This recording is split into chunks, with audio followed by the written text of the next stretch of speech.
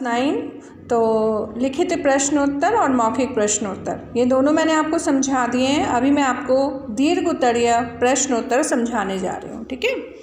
तो निम्नलिखित प्रश्नों के उत्तर आपको 50 या 60 शब्दों में लिखने हैं।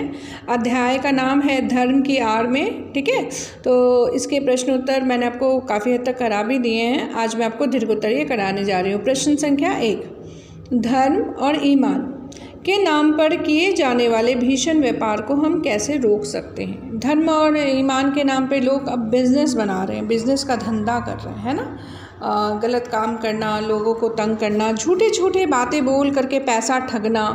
तो इस धंधे को तो हमें रोकना होगा। इसके लिए क्या चाहिए? हमें साहस की आवश्यकता है ना। हमें किसकी आवश्यकता है? साहस की आवश्यकता।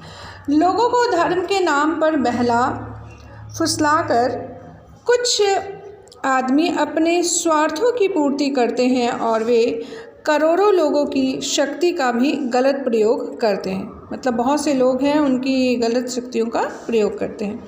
ये स्वार्थी लोग बुद्धि पर धर्म का पर्दा डालकर धर्म, ईमान, ईश्वर और आत्मा के नाम पर अपनी स्वार्थ सिद्धि के लिए लोगों को लड़ाते भी हैं, भिड़ाते भी हैं। धर्म और ईमान के नाम पर किए जाने वाले इस भीषण व्यापार को रोकने के लिए हमें हिम्मत की और दृढ़ता के साथ उद्योग होना चाहिए। मतलब हमें साहस चाहिए, हिम्मत चाहिए, तभी हम इस व्यापार को, इस गलत धंधे को ख़त्म कर सकते हैं। बुद्धि पर मार के संबंध में लेखक के क्या विचार हैं?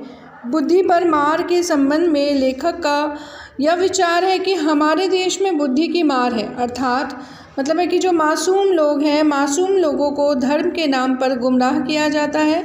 धर्म के माध्यम से उनकी बुद्धि पर पर्दा डालकर पहले ईश्वर और फिर आत्मा का स्थान अपने लिए ले लिया जाता है। भोले भाले सीधे साधे लोगों को गुमराह किया जाता है और फिर ईमान, धर्म, ईश्वर और आत्मा के नाम पर वो क्या करते हैं? अपना स्वार्थ पूरा करने के लिए मनुष्य को एक दूसरे से लड़ाते हैं, भिड़ाते हैं। क्या करते हैं? वो एक दूसरे से लड़वाने का काम करते हैं, क्योंकि सीधे साधे लोग हैं, उनको लड़ाने का काम करते हैं। लेखक की दृष्टि में धर्म की भावना कैसी होनी चाहिए? लेखक की दृष्टि में प्रत्येक व्यक्ति को अपनी इच्छा के अनुसार धर्म की भावना जगाने की छूट होनी चाहिए। आपकी जो इच्छा है आप उसी धर्म को मानोगे, आपके ऊपर जबरन कोई तरीका नहीं थोपा जा सकता है। धर्म और ईमान मन का सौदा होना चाहिए। ईश्वर और आत्मा जो है उनके बीच का संबंध होना चाहिए। आत्मा को शुद्ध और ऊंचा उठाने का साधन भी होना चाहिए। धर्म किसी भी स्थिति में हो दूसरे की स्वाधीनता छीनने या कुचलने का स्रोत नहीं होना चाहिए। हम किसी के भी धर्म को नहीं छीन सकते, ना कुचल सकते और अपने धर्म को ऊंचा नहीं उठा सकते। मतलब किसी के धर्म को नीचा करके अपना धर्म ऊंचा नहीं कर सकते, ठीक है।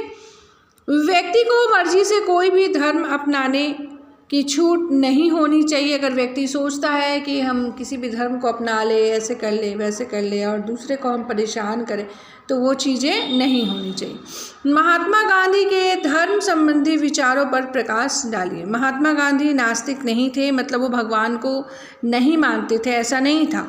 वो धर्म को मानते थे, किसी भी धर्म को वो मानते थे और मतलब धर्म को मान देते थे। वे धर्म को यथासंभव सर्वत्र स्थान देते थे। वो एक कदम भी धर्म के बिना चलने को तैयार नहीं होते थे, परंतु वो चाहते थे कि उनकी बातों को आंखें मूंद कर मानने से अच्छा है कि प्रत्येक आदमी जो है वो समझ ले कि धर्म जो है वो उसका स्वरूप क्या है। धर्म से गांधी जी का अर्थ होता है कि धर्म ऊंचे और उदार तत्वों का ही हुआ करता है और धर्म के इन तत्वों को मानने से किसी को ऐतराज़ नहीं हो सकता है।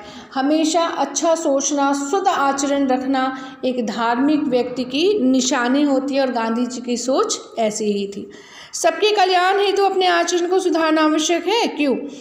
जब तक हम स्वयं का आचरण ठीक नहीं रखेंगे, दूसरे लोगों को उसकी प्रेरणा नहीं दे सकते हैं, समाज में उदाहरण बनने के लिए हमें स्वयं का आचरण सुधारना होगा और मानव जो है वो मात्र ही भलाई तभी हो सकती है जब हम निजी स्वार्थ को छोड़कर पूरे समाज की भलाई के बारे में सोचें।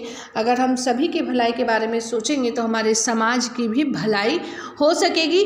और धार्मिक व्यक्ति को हमेशा अपना आचरण शुद्ध रखना चाहिए, क्योंकि 2 घंटे की पूजा से कहीं ना कहीं अधिक महत्वपूर्ण है आपका शुद्ध आचरण।